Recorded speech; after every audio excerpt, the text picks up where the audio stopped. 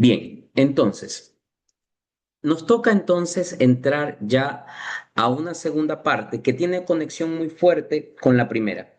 Me van a disculpar, pero si se han dado cuenta, este programa de formación de catequesis tiene un fuerte componente de apologética, un fuerte componente de defensa de la fe. Pienso que es de vital importancia, de capital importancia que ustedes que se están formando para recibir su sacramento de iniciación de cristiana y en algunos casos para casarse, este, no solamente lo hagan como un tema de requisito social, sino también sea una causa para poder fortalecer la fe cristiana que ya profesan o para ponerle, digamos, cimientos, bases a esta fe cristiana y también poder dar respuesta y defender esta fe.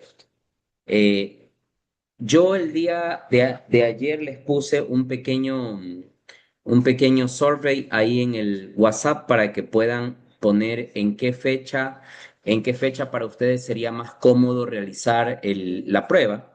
Entonces veo que casi todos, por no decir todos, les ha parecido mejor el día martes. ¿Por qué será? O sea, mientras más lejos, mejor. Pero bueno, está muy bien. Eh, veo que de todo esto tenemos 19 personas que quieren el martes. Al principio había visto a alguien que puso viernes 15 de mayo, ya se acobardó, ya dejó, ya retiró su voto, pero bueno, está bien.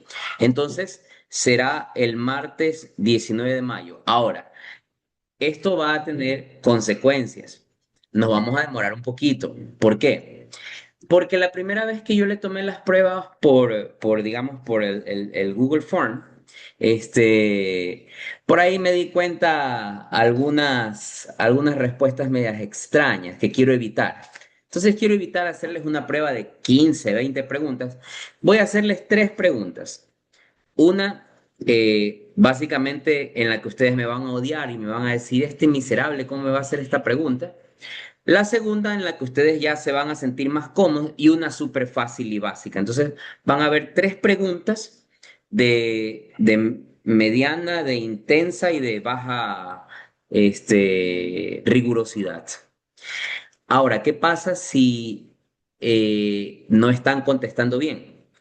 En el momento en que ustedes se den cuenta que me vaya a la cuarta pregunta es porque no están contestando bien. Entonces voy a seguir, a seguir, a seguir hasta que me empiecen a contestar bien.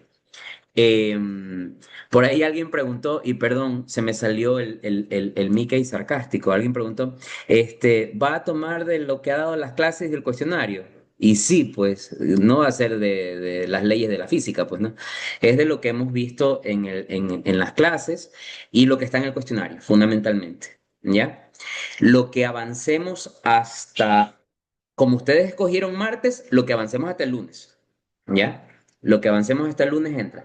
Lo que avancemos hasta el lunes va a ser un regalo porque lo van a tener fresquito. Más bien lo complicado va a ser las primeras clases hasta ahora, que si no estoy mal, déjenme ver, si no estoy mal, a la fecha tenemos, a ver, ahorita les voy a confirmar el dato. A la fecha de hoy tenemos, con la clase de hoy, serán 13 charlas. Es decir, vamos a llegar a la charla número 14 el día lunes y hasta la charla 14 va la prueba. Entonces, repito, van a ser pruebas orales. Yo voy a tener, todos tienen que conectarse, pero voy a ir admitiendo uno a uno. ¿Sí? Es decir, por ejemplo, cuando yo le haga la pregunta a Pamela, nadie se va a poder burlar porque solamente va a estar Pamela y yo. Ya, si Pamela contesta bien, solo los dos nos enteramos. Y si contesta mal, los dos nos enteramos. Termina Pamela y voy admitiendo a otro y va entrando uno por uno, uno por uno. Por eso les digo, van a tener que tener un poquito de paciencia porque como todos escogieron el martes, entonces voy a tener que tomarme el tiempo el día martes. Yo estimo que como sé que ustedes son pilas y se van a preparar muy bien, imagino yo que cada uno se tomará 3, 4 minutos y chao. Confío en que sea así. Así que lo haremos muy rápido. Entonces, ese es el último anuncio parroquial. Vamos con lo que nos toca. Entonces, como les decía, dentro de este programa de formación tiene un fuerte componente apologético, es decir, van a escuchar muchas veces van a escucharme a mí hablar sobre qué piensan los hermanos evangélicos, hermanos de otras denominaciones religiosas respecto de algún tema particular de nuestra fe. Siempre me van a escuchar contrastar este tipo de cosas. Ahora entramos, para poder terminar el primer cuestionario, lo vamos a hacer con un tema particular, que es el tema de el rol de la iglesia en, en el entendimiento de nuestra fe revelado en la tradición y en las Sagradas Escrituras. Cabe señalar, como les dije ayer y como les he dicho en las últimas clases, la Iglesia Católica no profesa la tesis del sola fides, como lo planteó dentro de sus tesis Martín Lutero. Yo les había explicado que el error de la revolución protestante es plantear una realidad de fe, la cual se fundamenta exclusivamente en la escritura como única regla de fe y moral, es decir, como la máxima y única autoridad. Yo aquí siempre soy muy crítico de muchas teorías protestantes, porque hay muchos protestantes, particularmente los pentecostales, que son los más modernos. Los pentecostales nacieron allá por el siglo XX recién, no tienen ni 100 años.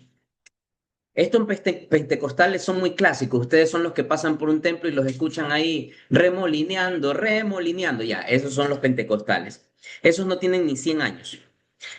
Ellos son a rajatabla Biblia, es sola escritura a rajatabla.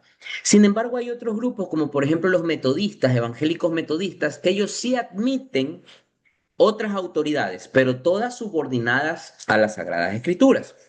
Es decir, ellos no tienen la teoría o la doctrina del sola escritura. Ellos tienen otra doctrina que también es protestante, que es la prima escritura.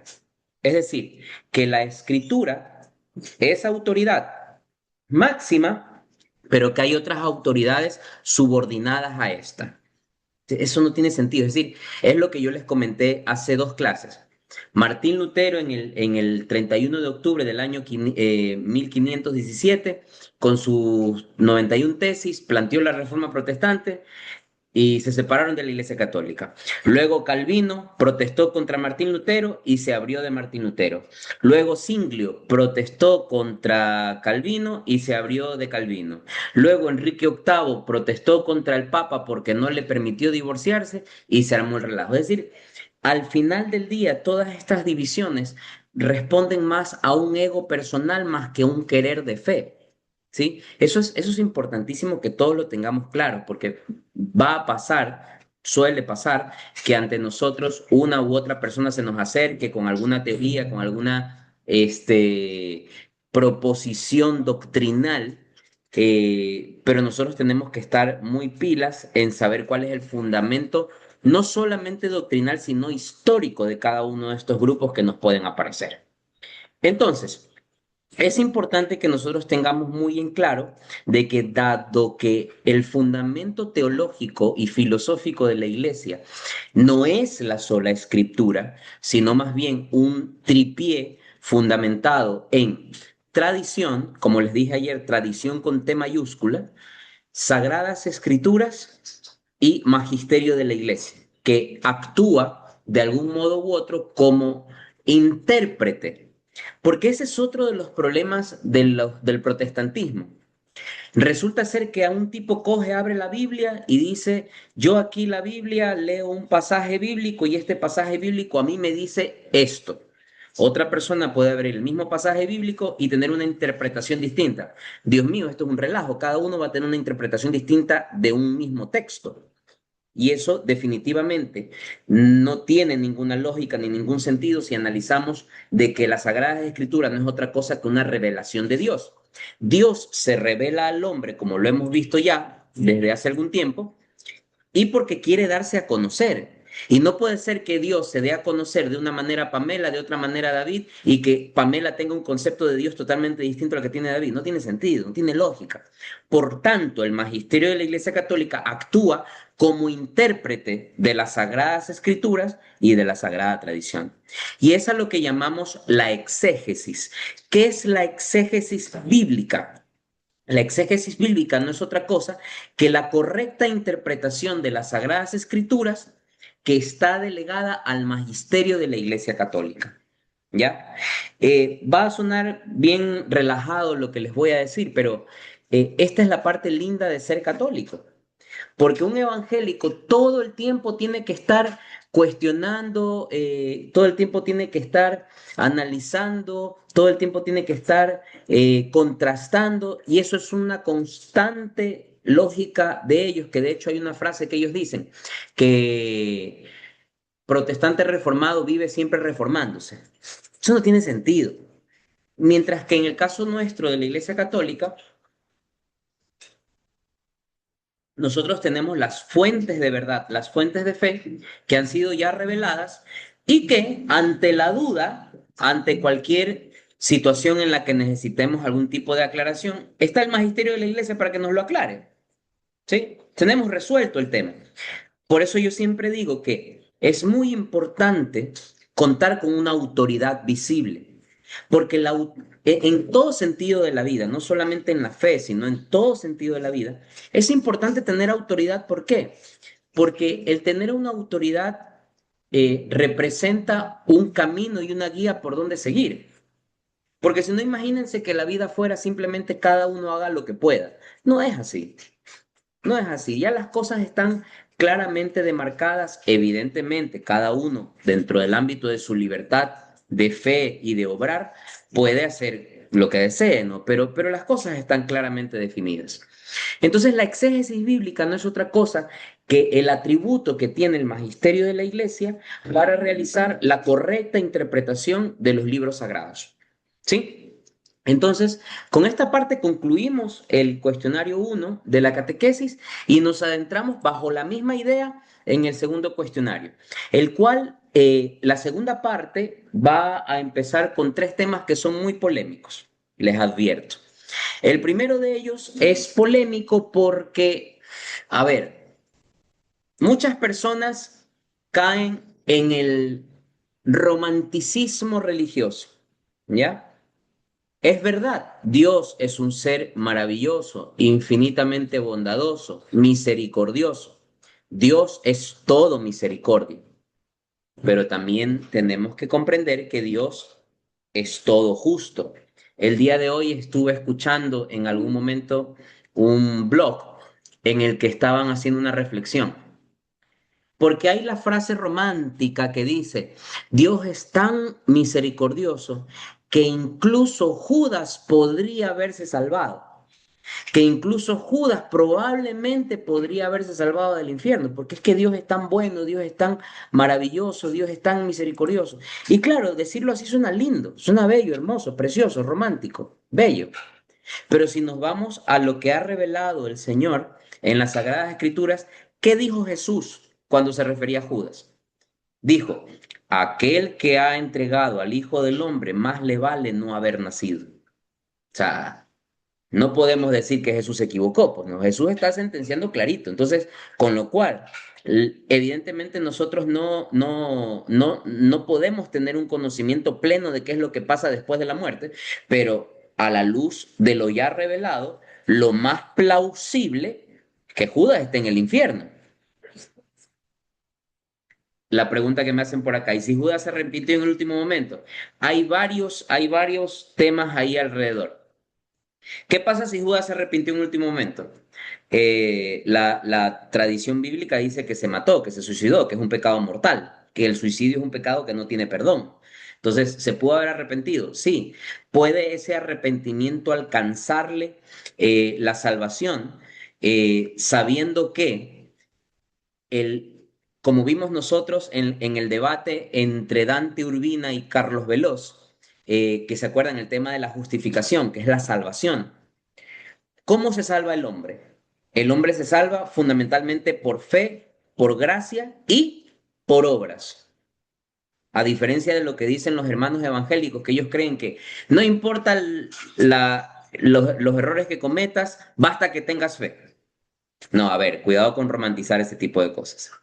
El hombre se salva con la fe, por la gracia de Dios, con obras también, ¿ya? No solo con fe y no con solo obras, porque como dice el apóstol Santiago en su carta, ¿de qué le sirve al hombre tener fe si no tiene obras? Yo con mis obras te demuestro mi fe. La fe sin obras es una fe muerta. Entonces, volviendo al caso de Judas, Judas obró, Judas obró planificando la entrega de Jesús ante las autoridades. La pregunta del millón, ya habiendo hecho esa planificación, ya Judas pecó ahí. Y ojo, hay una reflexión que los quiero invitar a hacer. Cuando veamos Eucaristía, hablaremos de que, según como dice San Pablo, uno no puede comulgar estando en pecado mortal, porque no se puede discernir del cuerpo cuando se está en pecado. Judas estuvo en la última cena con Jesús. Sí. Judas ya había pecado en ese momento por haberlo entregado a Jesús. Sí. Jesús comulgó. Sí. Tienen otro pecado mortal ahí. El pecado mortal de comulgar en estado de pecado grave, el haber, el haberse suicidado, que es otro pecado gravísimo. Con lo cual ahí la pregunta que viene es, ¿pudo haberle alcanzado el arrepentimiento de último segundo a Judas para alcanzar la salvación?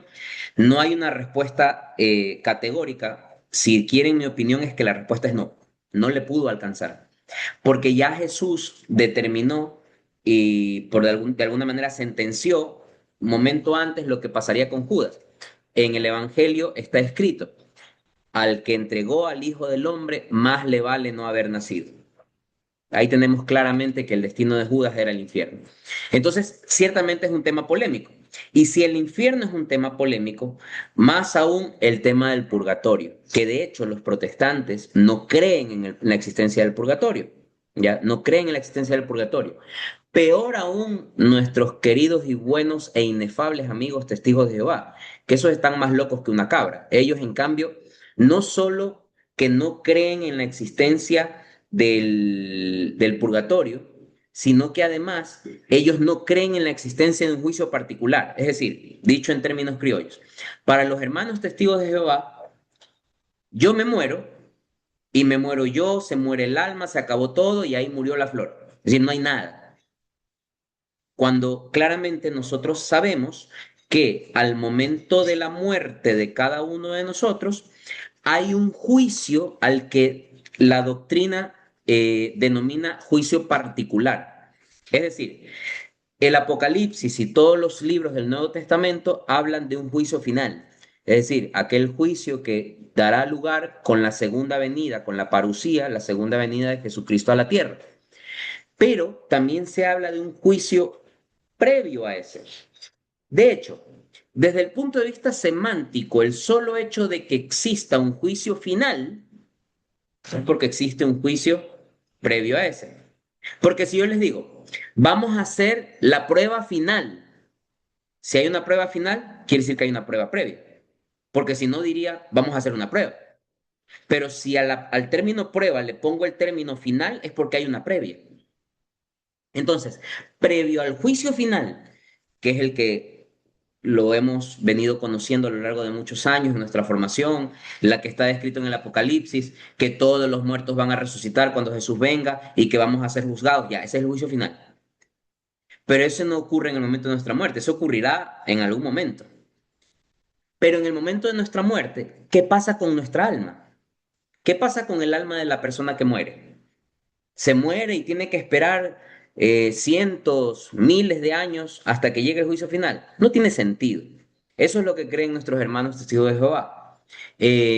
Ahora, ¿cómo podríamos argumentar bíblicamente el hecho de la existencia de un juicio particular? En el libro de Hebreos en el capítulo 9 versículo 27 se está escrito que dice, está establecido que los hombres mueran una sola vez y luego el juicio, ¿ya? Está establecido que los hombres mueran una sola vez y luego el juicio. Asimismo, en el Evangelio de Lucas, Jesús, ¿se acuerdan que yo ya les había mencionado esto? Cuando está Jesús crucificado y a su lado izquierdo y derecho están los dos ladrones. ¿Ya? El uno que no se arrepintió para nada, que más bien estaba maldiciendo, y el otro ladrón que por su parte estaba muy arrepentido, estaba muy triste de haber llevado la vida que llevó. Y el ladrón arrepentido le dice, Jesús, maestro, acuérdate de mí cuando estés en el paraíso. ¿Y qué le responde Jesús? De acuerdo al Evangelio de Lucas, Jesús le dijo, hoy mismo estarás conmigo en el paraíso. Quiere decir que si Jesús iba a morir ese día y el ladrón arrepentido también ese día, y ese mismo día iban a estar en el paraíso, quiere decir que no hay que esperar al juicio final para poder llegar al paraíso o para poder irse al infierno. Entonces, tanto en la Biblia como en la tradición, como en las enseñanzas de los padres de la iglesia, por ejemplo, San Agustín, él tiene una enseñanza muy bonita. Él decía que el alma recibe su destino según lo que ha cultivado en la vida, un poco concomitante con lo que dice Santiago, ¿ya? En su carta, que todo está amarrado a las obras. Entonces él decía, el hombre recibe su destino según lo que ha cultivado en la vida. El juicio particular, decía San Agustín, es el encuentro personal con la verdad de Cristo. ¿Ya? Por su parte, en la tradición, por ejemplo, el Papa Benedicto, si no estoy mal, 11 o 12, ya les confirmaré luego eso. El Papa Benedicto 12 me parece que es.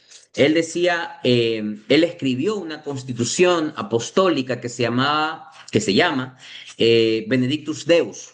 En esa constitución apostólica que escribe el Papa Benedicto 12, ahí se describe con mayor detalle la doctrina del juicio particular. Es decir, llegado al final el curso de la vida de todos nosotros, al momento de nuestra muerte, como dice Hebreos, el hombre muere una sola vez y luego el juicio. Es decir, moriremos todos y en el instante de nuestra muerte vamos a ser juzgados.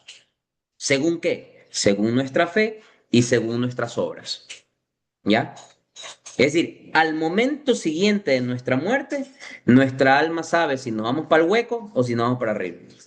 Así de simple. ¿Ya? Oye, ¿y qué sentido tiene entonces el juicio final? ¿Quiere decir que el juicio final es un juicio de segunda instancia que puede cambiar la sentencia del juicio particular? No. En el juicio particular somos juzgados. ¿Y qué es lo que de nosotros pasa al infierno, al cielo o al purgatorio? El alma. En cambio, en el juicio final, ¿qué es lo que entra a alguno de estos estados? El alma y el cuerpo. ¿Sí? ¿Se entiende? Quiere decir que por el juicio particular, nuestra alma pasa directamente al paraíso, al infierno o al purgatorio. Y por el juicio final, si yo ya estaba en el paraíso, si mi alma ya estaba en el paraíso, ¿qué es lo que va a pasar con el juicio final? Que mi cuerpo va a resucitar, mi cuerpo nuevamente se une al alma y pasa a continuar en el paraíso. Solamente que esta vez el cuerpo se une a vivir lo que mi alma ya estaba viviendo. Del mismo modo, si yo estaba en el infierno, si mi alma estaba en el infierno, al momento del juicio final, lo que sucede es que el cuerpo resucita, se junta nuevamente con el alma y al hueco, ¿ya? A la quinta paila, como dirían. ¿Ok? Entonces, básicamente eso es la doctrina atrás de el juicio particular.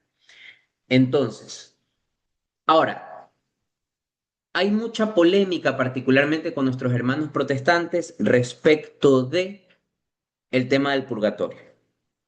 Ellos dicen que no existe el purgatorio, ellos dicen que el purgatorio es como que otro lugar. Para empezar, A ver, aquí hay que hacer una aclaración fundamental y esencial, porque muchas veces nosotros los católicos mismos nos equivocamos en el entendimiento doctrinal. Creemos en efecto que el infierno, el cielo y el purgatorio son lugares. Ahí no tiene ningún sentido porque el hablar de un lugar corresponde a hablar de un espacio-tiempo, un espacio temporal. Y si hablamos de un espacio temporal, estamos hablando de la materia. Y si hablamos de la materia, estamos hablando de características físicas. Pero si estamos hablando del alma, no tiene sentido porque el alma trasciende a la materia. Recuerden ustedes que, como les dije en algún momento, todo lo que es materia en el cosmos se rige bajo cuatro fuerzas: la electrostática, la gravitacional, la nuclear fuerte y la nuclear débil. Pero eso solamente rige para aquello que es materia y el alma no es materia. Con lo cual, si el destino del alma es el infierno, el purgatorio o el cielo, y el alma no es materia, no podemos pensar en el infierno, en el cielo y el purgatorio como lugares. Perdón si me estoy poniendo un poquito filósofo, si no me entienden, me levantan la mano y lo vuelvo a explicar. Ya. Eh, no podemos pensar o abstraer nuestra mente entendiendo al cielo, al infierno o al purgatorio como lugares físicos. Ese es un error, ¿ya? Lo que podemos de alguna manera entender son como estados. Es como un estado. Mi alma se encuentra en un estado de purgatorio. ¿Qué significa purgatorio? La palabra mismo lo dice: purgar, purificar, ¿ya? Purgar o purificar. Cuando uno habla de la palabra purgatorio, uno habla de la palabra purgatorio cuando hay algo que hay que limpiar, cuando hay algo que hay que sanar. Por lo tanto, ¿qué es el purgatorio? El purgatorio es un estado de purificación para todos aquellos cristianos, para todos aquellos seres humanos que mueren en gracia de Dios, pero que aún tienen imperfecciones o deudas temporales por el pecado cometido en, digamos, en su vida, pues, ¿no? Acuérdense ustedes que en algún momento yo les mencionaba, ¿no?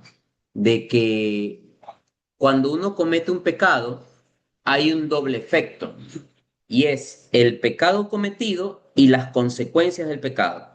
Y alguna vez yo se los explicaba como cuando uno ofende a alguien.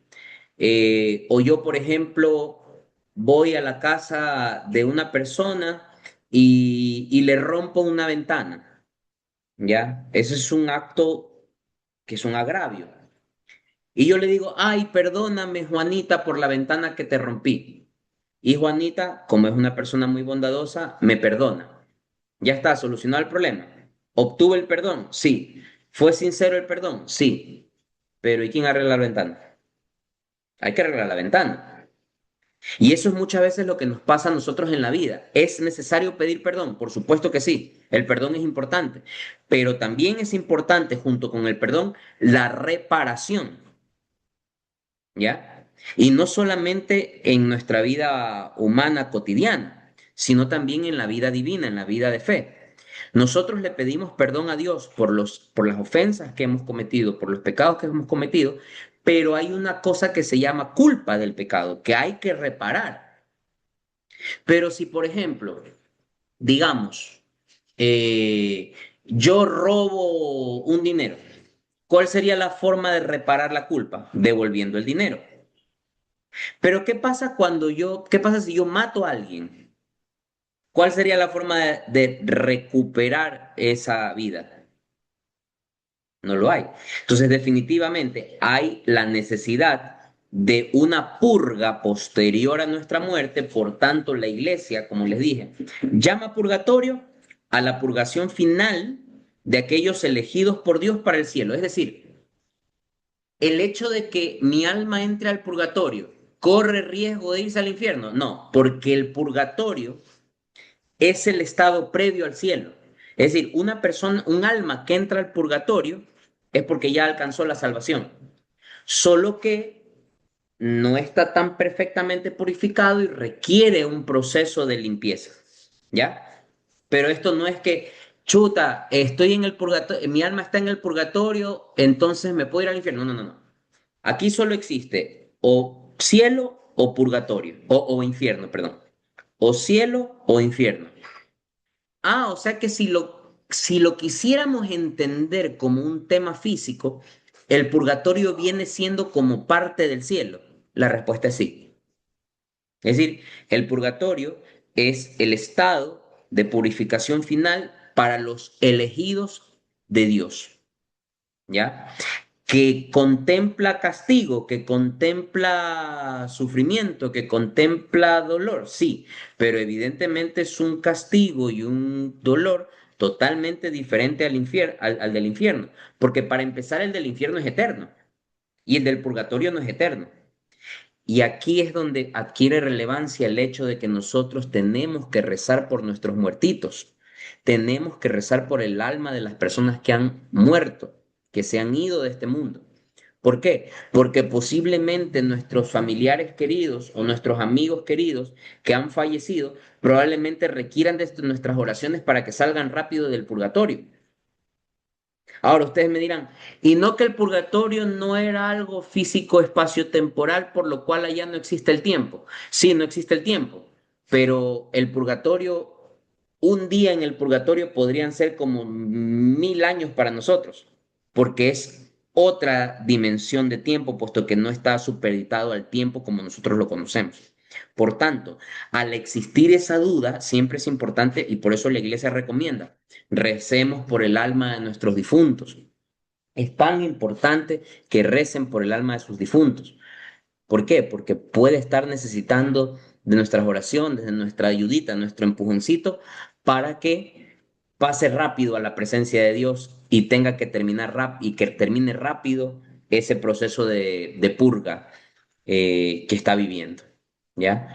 Puesto que las personas que entran, las almas que entran al purgatorio están destinadas a estar junto a Dios, pero como están imperfectamente purificados, necesitan pasar este proceso. Su salvación está asegurada, su salvación está asegurada, pero necesitan este pequeño proceso. Ahora, ¿qué pasa con el siguiente estado, que es evidentemente el más turro, por decirlo de alguna manera?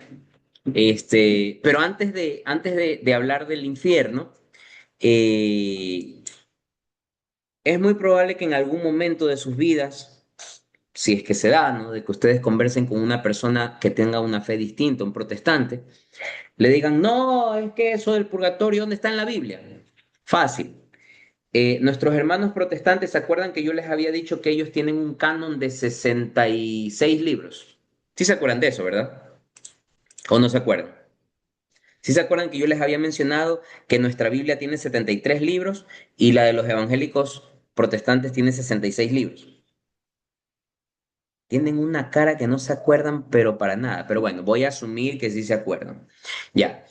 También yo les dije que dentro de los libros que hacen la diferencia entre 66 y 73, hay 7 libros que son los que se los conoce como los deuterocanónicos. Primera y segunda de Macabeos, Eclesiastés, Judith, etcétera. Ya eso ya vimos. Ya eso lo vimos hace como 5 clases. Pero bueno. Yo sé que ustedes están guardando energía para aprendérselo para el examen del día martes. Ya, no hay problema. Entonces, claro, para los evangélicos es un poco difícil encontrar explícitamente el purgatorio en la Biblia, porque ellos olímpicamente se comieron estos 7 libros deuterocanónicos, entre los cuales está el segundo libro de los Macabeos, el cual en su capítulo 12, versículo 45, habla sobre Judas Macabeo, que es un personaje que narra que ofrecía sacrificios por los muertos para que sean perdonados de sus pecados. Si no hubiera purificación después de la muerte, la oración de Judas Macabeo sería inútil. Entonces, y aún así, también hay referencias indirectas en el Nuevo Testamento. Por ejemplo, tenemos en la primera carta de Corintios de San Pablo. Ahí San Pablo habla de una persona cuya obra será consumida por el fuego. Y luego dice, pero él mismo se salvará como quien pasa por el fuego.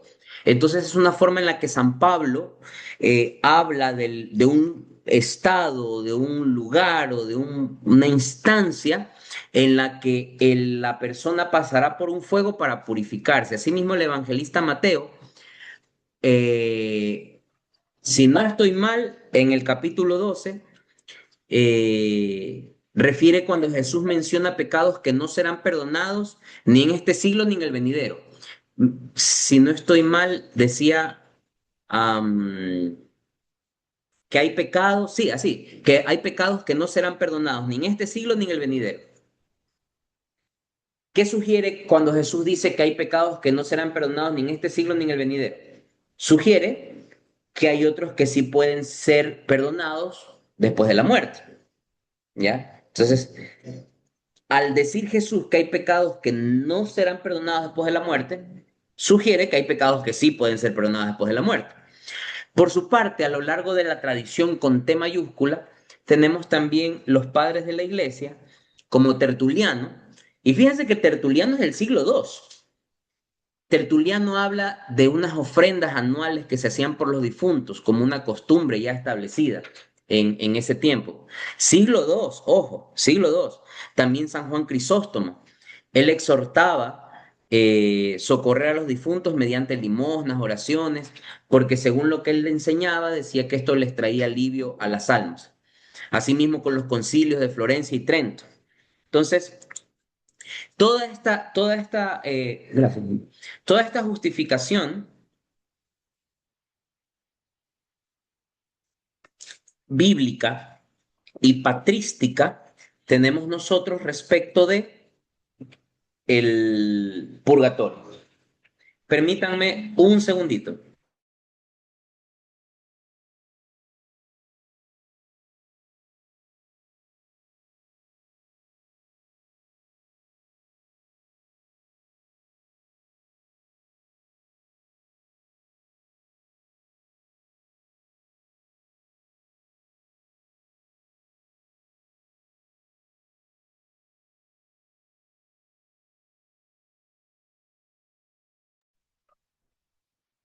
Ya, fin del receso.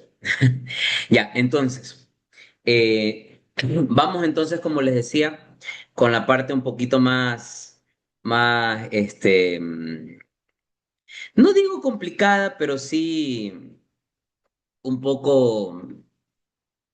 Yo me he dado cuenta que muchas personas evitan hablar de este tema, ¿ya? Es como yo veo que muchas veces los católicos, ciertos católicos, ¿no? Evitan hablar o evitan profundizar mucho en el Apocalipsis, porque piensan que el Apocalipsis es un libro que habla de cosas malas, cosas destructivas, cuando realmente el Apocalipsis es una revelación del Cordero, de Jesús. Y también hay partes en las que se revela cosas sobre la Virgen María, como la mujer vestida de sol, coronada en su cabeza, con dos estrellas y que pisaba a la serpiente, al dragón, perdón. Entonces, y otro de los temas como el Apocalipsis, que muchas veces los católicos como que le tienen un poquito de recelo topar, es el tema del infierno. Bueno, ¿qué es el infierno? El infierno es un estado en el cual permanecen las almas con la particularidad de que es eterno. Es decir, el que entra al infierno no sale de ahí. Asimismo como que el que entra al cielo no sale de ahí. ¿Ya? No es que, oye, y se puede pasar una temporada en el infierno y luego, no. El alma que entra en el infierno, ahí quedó. ¿Ya? Entonces el infierno es el estado y después del juicio final será el lugar, porque también se une el cuerpo, al que Rosa Tatiana Peñafiel recién se está conectando.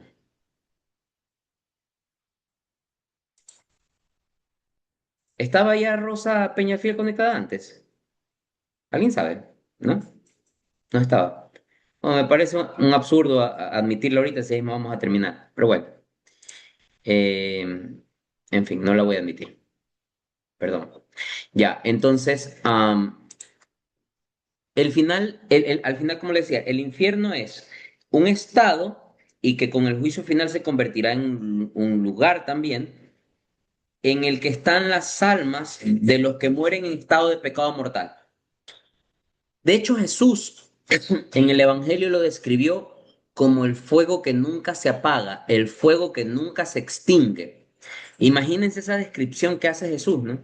Son una cosa, un fuego, si el fuego normalmente quema, imagínense un fuego que quema y que nunca se extingue, es una cosa terriblemente aberrante.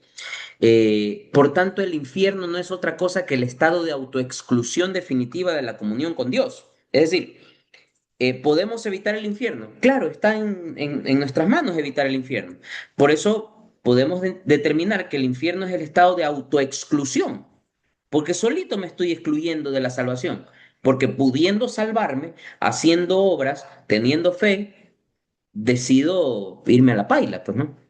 Sí, estado de autoexclusión definitiva de la comunión con Dios. Y el infierno está reservado para quienes mueren en estado de pecado mortal, sin arrepentimiento. Si vemos nosotros en el Evangelio de Mateo, capítulo 25, ¿qué dice? Apartaos de mí, malditos, al fuego eterno preparado para el diablo y sus ángeles. ¿Ya? Asimismo, en el Evangelio de Marcos, Jesús habla de la gehenna. ¿Qué es la gehenna? Es un lugar donde arde el fuego, un lugar de castigo, un lugar de tormento. Dice el Evangelio, donde el gusano no muere y el fuego no se apaga. También en el Apocalipsis, capítulo 20, habla de el destino de aquellos cuyos nombres no están escritos en el libro de la vida. Y podemos encontrar muchas referencias de padres apostólicos, San Ignacio de Antioquía, por ejemplo. San Ignacio de Antioquía, él advertía de que quienes corrompen la fe con malas doctrinas irán al fuego inextinguible. ¿Ya? Justino Mártir también, él hablaba sobre el castigo eterno, que era una necesidad de la justicia divina ante el libre albedrío del hombre. En pocas palabras, dicho en términos criollos, ¿quieres hacer lo que te da la gana? Entonces no se queje, ahí está el infierno. ¿Ya? Por tanto, estos son los temas o las últimas realidades del ser humano, el cielo, el infierno y el purgatorio. De hecho, se suele llamar, permítanme un segundito, se suele llamar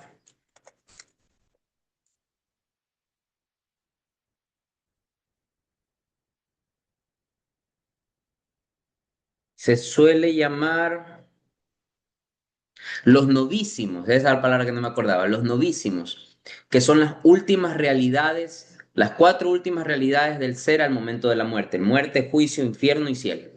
¿Ya? Entonces, esto es lo que podemos avanzar hasta ahora, es básicamente una reflexión escatológica de las cuatro últimas realidades del ser al momento de nuestra muerte. No sé si tengan alguna duda, inquietud, trauma existencial, miedo, no sé si ya todo el mundo aquí acaba con miedo de irse al infierno. Bueno, entonces, vamos a quedarnos hasta ahí por ahora, para no atormentarlos mucho.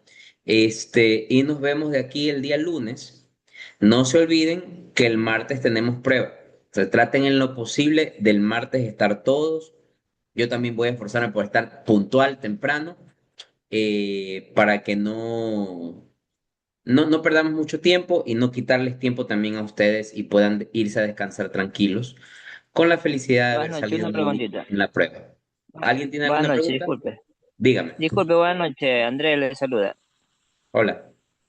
Yo para ver si que hago la prueba el día lunes, por lo que el día martes me toca mi primer noche acá donde yo estoy y la señal es regular y se corta a veces. Perfecto, Andrés. Entonces el lunes, apenas terminemos la clase el lunes, nos conectamos y nos quedamos los dos ahí.